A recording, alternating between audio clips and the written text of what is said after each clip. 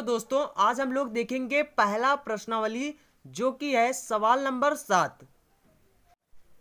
अब देखो यहां पर लिखा है दर्शाइए कि कोई भी धनात्मक विषम जो पूर्णांक होता है वो 6q+1 या फिर 6q+3 या फिर 6q+5 के रूप का होता है जहां q कोई पूर्णांक है। तो आपको यहाँ पर दर्शाइए का मतलब होता है जिसे आप सिद्ध करते हो, तो उसी तरह से कह रहे हैं कि आपको यहाँ पर सिद्ध करना है, ये आपको दिखाना है कि कोई भी मतलब कोई भी धनात्मक विषम जो पूर्णांक होता है वो कितना होता है, 6q+1 होता है या फिर 6q+3 होता है, 6q+5, बस इसी रूप का होता है। तो आपको इसको सिद्ध करना है और बताना है कि जहां q कोई पूर्णांक है।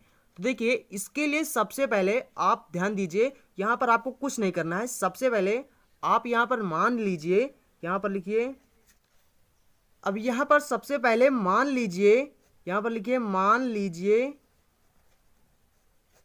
लीजिए एक कोई धनात्मक पूर्णांक है। ठीक, यहां पर लिखिए सबसे पहले मान लीजिए एक कोई धनात्मक पूर्णांक है। अब इसके बाद आप लोग यहां पर लिखिए a बराबर 6q+r। ये क्या होता है, ये न्यूक्लिड विभाजन के नियम है, ये न्यूक्लिड विभाजन का नियम होता है। आप यहां पर लिख सकते हो, यहां पर आप लिख लेना न्यूक्लिड विभाजन के नियम से। उसके बाद आप यहां पर लिखना a बराबर 6q+r। अब देखिए यहां पर लिखिए जहां जो यहां पर r होता है, देखिए इसका मतलब क्या हुआ कि r का जो मान है वो या तो 0 के बराबर है, यहाँ पर जो ये है इसका मतलब हुआ कि r का जो मान है वो या तो 0 के बराबर है या फिर 0 से बड़ा है और 6 से छोटा है। ठीक, r का मान, तो यहाँ पर r का मान कितना हो जाएगा, यहाँ पर जो लिखा है इसके तहत यहाँ पर क्या हो जाएगा, r का मान यहाँ पर 0 है, 1 है, 2 है, 3 है, 4 है, 5 है। ठीक, क्योंकि 6 से छोटा है तो इतने ही संख्या हैं। अब आपको क्या करना है, अब आप यहाँ पर इन्हीं संख्याओं को इस न्यूक्लिड विभाजन में रखिए। जब आप रखेंगे तो आपको कुछ धनात्मक पूर्णांक आपको मिलेंगे, तो वो क्या होंगे आप देख लीजिए खुद। देखिए यहाँ पर अगर हम रखेंगे r का मान यहाँ पर रखिए तो यहाँ पर कितना रखना, सबसे पहले आपको 0 रखना है। तो यहाँ पर देखिए सबसे पहले 6 क्यों लिखिए, उसके बाद अगर 0 रखेंगे तो यहाँ पर देखिए 0 आ गया, तो ये क्या है, ये 2 से कट जाएगा। ठीक, तो यहाँ पर लिखिए जहां ये 2 से क्या है, विभाज्य है, जहां 2 से विभाज्य है, आप इसको लिख सकते हो जहां ये 2 से विभाज्य है, यानी ये क्या है, समपूर्णांक है। ठीक, उसके बाद यहाँ पर लिखिए 6 बराबर, यहाँ पर 6 क्यों लिखिए प्लस, यहाँ पर आपकी हम 1 रखेंगे r की जगह, तो यहाँ पर हो जाएगा, ये देखिए यहाँ पर देखिए इसमें शेष फल बच रहा है, इसलिए ये क्या है, यहाँ पर एक क्या है, एक विषम पूर्णांक है, तो यहाँ एक क्या है, एक विषम संख्या है। तो यहाँ पर लिखिए जहां ये क्या है, ये क्या है, ये 2 से विभाज्य नहीं है, तो यहाँ पर लिखिए जहां ये 2 से विभाज्य नहीं है, 2 से विभाज्य नहीं है। ठीक, उसके बाद अब यहाँ पर a बराबर लिखिए 6q प्लस, यहाँ पर आपकी 2 रखना है आपको, इसी तरह से आपको 5 तक रखना है। उसके बाद अब देखिए ये क्या है, 2 से कट जाएगा, तो यहाँ पर लिखिए जहां 2 से विभाज्य है, ये क्या है, 2 से विभाज्य है। उसके बाद अगर हम लोग यहाँ पर r के जगह जब हम लोग 3 रखेंगे तो देखिए ये भी 2 से विभाज्य नहीं है, 2 से विभाज्य नहीं है। ठीक, उसके बाद अब यहाँ पर लिखिए 4।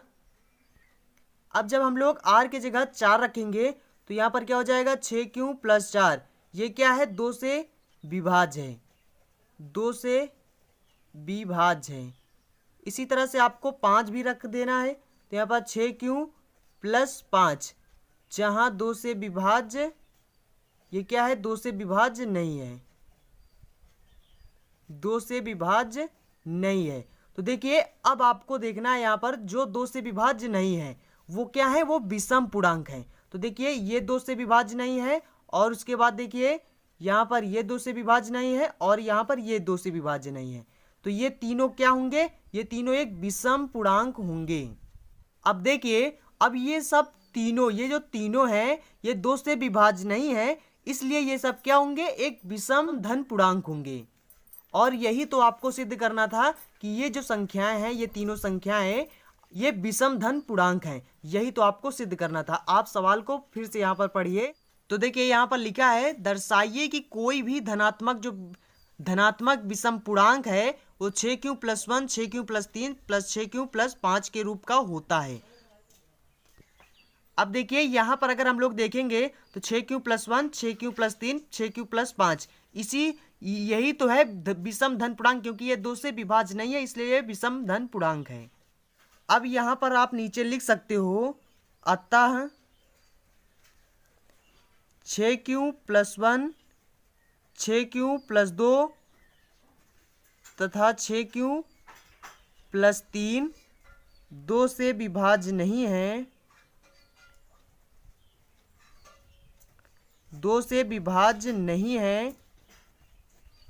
है, इसलिए ये है एक विषम पूर्णांक है, जहां क्यों कोई पूर्णांक है।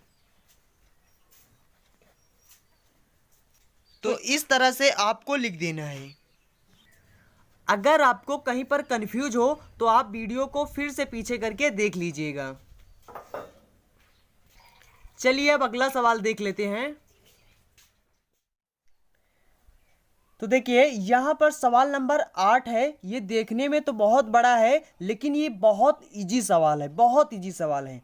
यहाँ पर लिखा है, किसी परेड में 616 सदस्यों वाली एक सेना की टुकड़ी को 32 सदस्यों वाले एक आर्मी बैंड के पीछे मार्च करना है।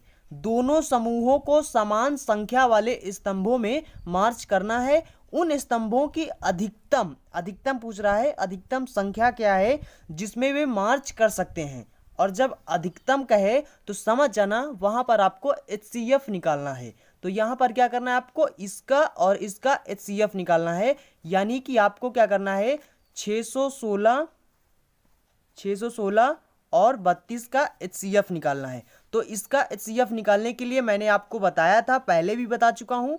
अगर आप नहीं जानते हैं तो देखिए, इसका निकालने के लिए आपको सबसे पहले छोटी संख्या को बड़ी संख्या से भाग करना होगा। 32 भागे हम 616 कर देंगे। और जब यहाँ पर हम भाग करेंगे तो देखिए यहाँ पर देखिए 2 अंक इधर है तो 2 अंक इधर भी लेंगे, और इसको हम क्या करेंगे, 32 का ऐसा पहाड़ा पढ़ेंगे कि 61 से ज़्यादा ना हो। 32 का नाम 32, क्योंकि 2 बार में ज़्यादा हो जाएगा, 64 हो जाएगा। तो यहाँ पर 32 अगर हम करेंगे तो यहाँ पर देखिए 11 हो जाएगा, 11 में से 2 घटाओगे तो 9 बचेगा। और यहाँ पर क्या हो जाएगा, 5 में से 3 घटाओगे तो 2 बचेगा। और यहाँ पर कितना हो जाएगा, 6। अगर हम इसको काटेंगे तो यहाँ पर देखिए 32 को 3 बार में ले जाइए तो यहाँ पर कितना हो जाएगा, 3 दूनी 6 और 3 त्रिका 9। नहीं, अभी नहीं कटेगा, तो ये 3 बार में नहीं जाएगा, ये सीधा 9 बार में जाएगा। तो 9 बार में कितना हो जाएगा, 9 दून 18 की 8, हासिल 1 हो जाएगा, और 9 त्रिक 27, 27 1 28 हो जाएगा। और अब देखिए, अब इसको घटा दीजिए तो यहाँ पर कितना हो जाएगा, 1 उधार लेंगे और यहाँ पर हो जाएगा 16, 16 में से 8 जाएगा तो 8 बचेगा, और यहाँ पर 8 में से 8 गया 0। और इसको भाग करिए इससे, क्योंकि शेष फल आपका छोटा आ गया। तो अब यहाँ पर इसको देखिए 4 बार में चला जाएगा तो 8 चौक 32, तो यहाँ पर हो जाएगा 32 और ये हो जाएगा कट जाएगा। तो यानी इसका जो HCF होगा वो क्या हो जाएगा, 8। तो इसका जो आंसर होगा वो 8 हो जाएगा। तो यही आपका आंसर हो जाएगा। आई होप फ्रेंड्स आप समझ गए होंगे कि इन दोनों सवालों को आपको कैसे सॉल्व करना था। अब हम आपको अगले वीडियो में बताएंगे कि आगे के सवाल होंगे, हम आपको अगले वीडियो में बताएंगे। अगर आपको वीडियो क्रम वाइज देखना है तो आप हमारे चैनल के प्लेलिस्ट में जाइए, वहाँ पर आपको मिलेगा क्लास 10 मैथ। उस प्लेलिस्ट पे जब आप क्लिक करेंगे तो आपको क्लास 10 के जितने भी वीडियो होंगे सब दिखा जाएंगे। और एक बात, जिन्होंने अभी तक हमारे चैनल को सब्सक्राइब नहीं किया है तो प्लीज़ सब्सक्राइब कर लेना, क्योंकि यहाँ पर डेली एजुकेशन से रिलेटेड वीडियो मिलते हैं। और वीडियो को लाइक करना तो बिल्कुल नहीं भूलें, क्योंकि आपका एक लाइक मेरा उत्साह बढ़ा देता है। I hope you got it. So thanks for watching and see you again in next video.